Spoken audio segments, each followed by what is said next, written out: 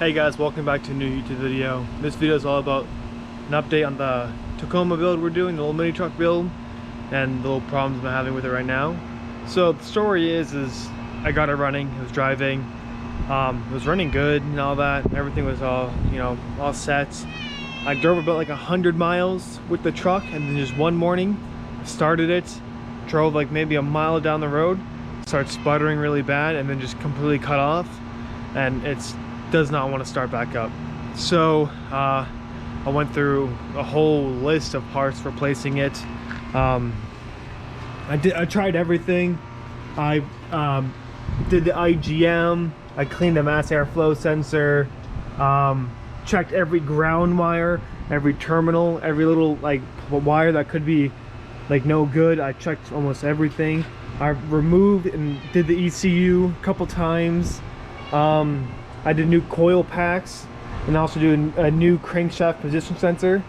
Still nothing. I know I'm getting spark and I know I'm getting fuel because the spark plugs are wet, so you can tell by the engine's actually kind of getting flooded a little bit. Yeah, I've been just checking every fuse, every relay.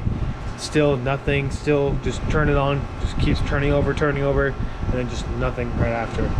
So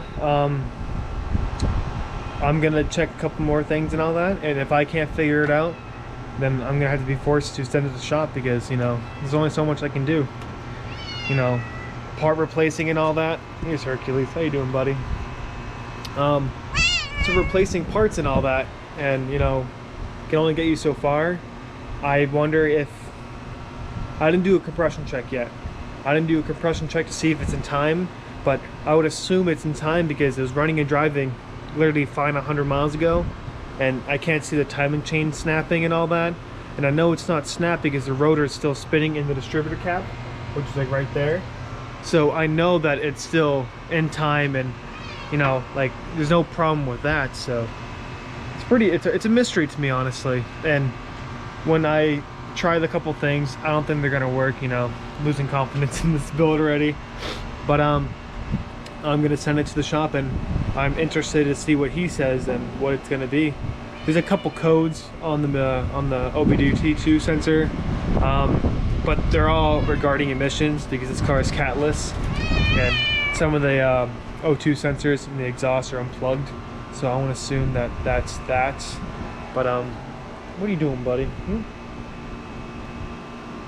But yeah, that's an update on the build.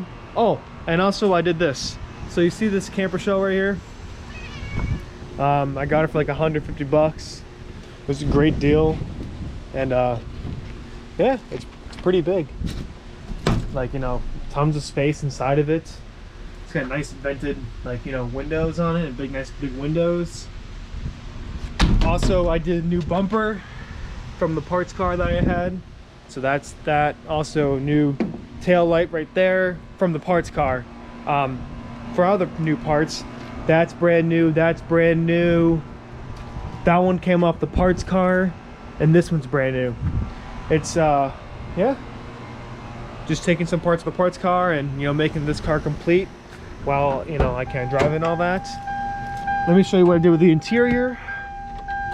So I swapped out the dashboard for the other dashboard I had. This one's 84,000 miles, while the other one was like 256,000 miles, which was the original engine. Now I have the 80,000 mile motor, so I just put it in there. Got the new radio on it right here. It works good. It's pretty much plug and play. How you doing, buddy? So yeah, and heat works. AC doesn't work just yet because I need to recharge the system because I open up the fuel lines and disconnect the motor and all that. But yeah, that's an update on the truck.